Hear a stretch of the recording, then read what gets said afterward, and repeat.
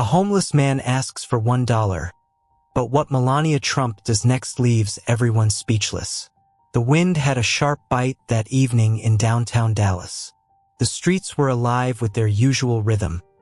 Commuters hurrying home, street vendors calling out, the occasional blare of a car horn. Among the crowd, a man sat slumped on the corner of Main and Harwood.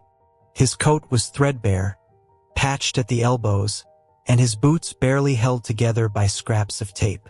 His name was Roy, though few bothered to ask. Roy had been living on the streets for 3 years. Once a carpenter, he'd lost everything after a workplace injury. No job, no insurance, no home. The holidays were the hardest. Memories of his daughter's laughter and the scent of his wife's apple pie haunted him. Tonight, though, he wasn't thinking about the past. He was thinking about the gnawing hunger in his belly and the few coins in his cup, enough for half a sandwich, maybe. As he scanned the crowd, his eyes caught on a tall figure in a beige trench coat. Her walk was deliberate but unhurried. She wore dark sunglasses despite the fading light, and her hair framed her face in a way that seemed oddly familiar. He squinted, trying to place her, but the thought drifted as hunger surged back to the forefront. "Ma'am," he called out, his voice hoarse. "Can you spare $1?" The woman paused mid-step, her head tilting slightly. For a moment, Roy regretted speaking. Maybe she'd ignore him like so many others. But then she turned. It was as if the world around them slowed. A few passersby glanced at her, recognition dawning on their faces. The woman was Melania Trump, and she was walking toward him. But what happened next would defy everything Roy thought he knew about people like her. Roy's heart quickened. People like her didn't stop for people like him. Not the polished, not the wealthy, not the ones who lived in gilded towers far removed from the cracks in the sidewalk. But there she was, standing just feet away, lowering her sunglasses to meet his eyes. "What's your name?" she asked, her voice soft but carrying an edge of curiosity that made him sit up straighter. "Roy," he croaked. He coughed to clear his throat. "Just Roy." She knelt slightly, bringing herself closer to his level. "Roy," she repeated, almost like she was testing the name. Then, to his shock, she reached into her coat pocket. A crisp dollar bill appeared between her fingers. She held it out, but before he could take it, she said, "If I give you this, will you tell me your story?" Roy blinked. His story? No one had ever asked that before. Most people tossed coins without a word, avoiding eye contact as if their generosity was a transaction to be done with quickly. But here she was, waiting patiently. He hesitated, his pride battling his desperation. "It's not much of a story," he muttered. "Just bad luck." "Let me decide that," Melania said with a small smile. The words spilled out before he could stop them. He spoke of the accident at the construction site, the medical bills that drowned him, the wife who couldn't handle the stress and left, and the daughter he hadn't seen in years. He told her about the shelters, the nights he spent clutching his belongings so they wouldn't get stolen, and the mornings he woke up wondering if he had the strength to keep going. Melania listened intently, her gaze never wavering. When he finished, she didn't respond right away. Instead, she glanced at the dollar in her hand, then back at him. "Roy, you deserve more than this," she said finally. She reached into her bag and pulled out something that made him gasp. A checkbook. But Roy couldn't have imagined the words she was about to say. Roy stared at the checkbook, his mind racing. He wasn't sure if it was hunger or disbelief making his head spin. "What are you doing?" he asked, his voice shaky. Melania met his gaze calmly. "I want to help you get back on your feet," she said simply, as though it were the most natural thing in the world. She began writing something on the check, her pen moving with deliberate strokes. Roy's skepticism flared. He had heard too many empty promises, seen too many hollow gestures from strangers who said they wanted to help but never followed through. "Why me?" he blurted out. "You don't even know me." She paused, her pen hovering over the paper. "I don't need to know you to see that you've been dealt a hard hand," she said. "Sometimes, life is about doing what you can for someone when you can. No questions. No conditions." The words hit him like a wave. His eyes flicked to the check as she tore it from the book and held it out. It was for $10,000. His breath caught. This can't be real," he stammered, his hands refusing to reach for it. "It is," she replied firmly. "But it's not charity, Roy. There's a chance. I'll connect you with someone who can help you find a place to stay and a job. The rest is up to you." Roy's hands trembled as he took the check. The edges of his vision blurred, tears he hadn't cried in years threatening to spill over. He tried to speak, but no words came. But just as hope began to flicker in his heart, a voice from the crowd cut through the moment.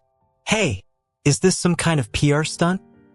A man's voice called out from the growing crowd.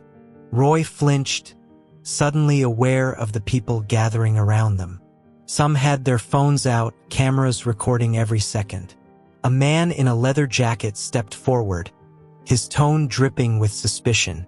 "Melania Trump handing out checks to homeless guys? Sounds too good to be true." Melania didn't flinch. She stood, adjusting her coat, and turned to face the man. "If you think helping someone is a stunt, maybe you should ask yourself why," she said, her voice steady but cutting. The crowd murmured, a mix of agreement and skepticism rippling through them. Roy felt the weight of 100 eyes on him, and shame crept up his spine. What if they thought he was part of some scheme? What if this moment of hope was snatched away? "I don't want trouble," Roy muttered, clutching the check to his chest. "If this is going to cause a scene, I don't." Melania interrupted firmly, her gaze locking onto his. "Don't let anyone take this moment from you. They don't know your story, Roy." The man in the leather jacket scoffed. "Yeah, sure. Like you'd actually care about his story. This is just for show." Melania took a step toward him, her chin lifted high. "If helping one person gives others something to talk about, let them talk," she said. "But what have you done for someone today?" The man's face hardened, and he turned away, grumbling under his breath. The crowd began to disperse, though a few lingered, still recording. Roy stood frozen, the check crumpled slightly in his grip. "Why'd you do that?" he asked quietly, his voice barely audible over the fading noise. She smiled faintly. "Because no one should be shamed for being shown kindness." But Roy couldn't shake the feeling that this moment was far from over. Roy sat on the curb, staring at the check as if it might vanish at any moment. Around him, the city continued its relentless pace, indifferent to the life-changing moment unfolding on its streets. Melania stayed by his side, her presence both calming and surreal. "What am I supposed to do now?" Roy finally asked, his voice tinged with both hope and fear. "You start fresh," she replied. "But you don't have to do it alone." She pulled out her phone, tapping a few buttons before showing him a contact. "This is Maria. She works with an organization that helps people rebuild. She'll meet you tomorrow to talk about housing and jobs. I'll cover the costs to get you started." Roy's mind reeled. It felt too good to be true, and yet the sincerity in her voice made him believe, if only for a moment, that maybe this was real. "Why would you do all this for a stranger?" he asked again, his voice barely above a whisper. Melania hesitated, her eyes softening. "Because I know what it's like to feel powerless," she said, her words carrying a weight he didn't expect. "And because sometimes a single moment of kindness can change everything." Roy looked down at the check again, his fingers tracing the edges. He didn't have the words to thank her. Not yet. All he could do was nod, overwhelmed by the enormity of what lay ahead. But as the night grew darker, Roy couldn't have predicted the storm brewing just beyond the horizon. By the next morning, Roy's story was everywhere. Videos of his interaction with Melania Trump had gone viral, flooding social media and news outlets alike. Some hailed her as a beacon of compassion. Others accused her of staging the encounter for publicity. Roy hadn't asked for any of it. He spent the night at a shelter Maria had arranged for him, trying to process the whirlwind his life had become. When he woke, reporters were already outside, their cameras and microphones waiting to capture every word he might say. "Roy, is it true Melania Trump gave you $10,000? Do you think she did it for attention? What are you going to do with the money?" The questions came rapid fire, each one louder than the last. Roy's hands trembled as he tried to push past them, his head down. He didn't want this kind of attention.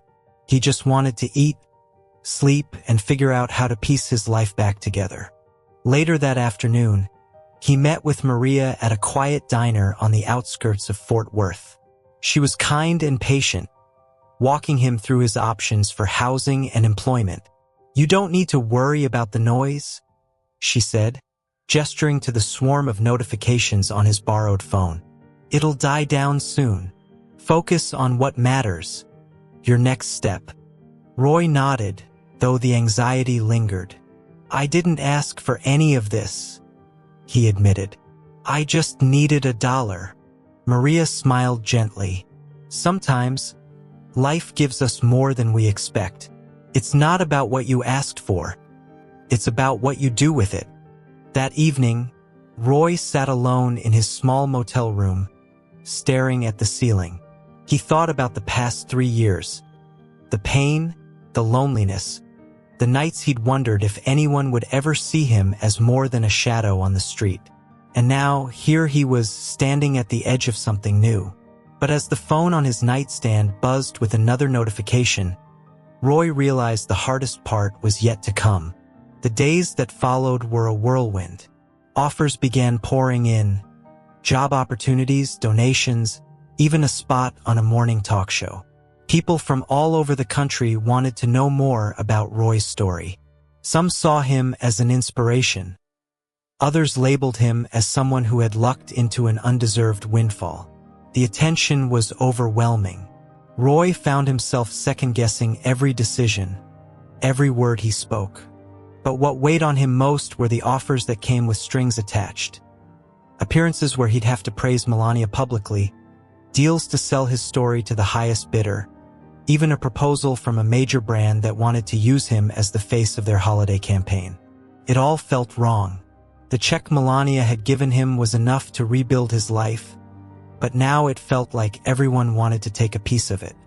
He met with Maria again, her steady presence keeping him grounded. "What do you think I should do?" he asked, his voice heavy with uncertainty. Maria leaned back in her chair, folding her hands in her lap. "That's not for me to decide, Roy. But I will say this. Remember who you are and what matters to you. Don't let the noise drown that out." Her words stayed with him as he left the diner. The next morning, Roy made his decision. He declined the talk show appearances, refused the brand deals, and chose instead to focus on the basics, finding stable work and a place to call home. He wasn't interested in fame or fortune. He just wanted his life back. But as the media frenzy began to fade, Roy discovered that true change doesn't come without challenges. With Maria's help, Roy found a small apartment on the edge of Arlington and began working as an assistant at a local construction company. The work was steady and honest, and it reminded him of the life he had once known. He spent his evenings fixing up old furniture, something he hadn't done in years, and even began volunteering at the shelter where he had stayed that first night. The city still remembered him, though. Occasionally, strangers would approach him on the street, asking if he was The guy from the Melania video. He'd smile politely and keep walking, grateful that the attention had mostly died down.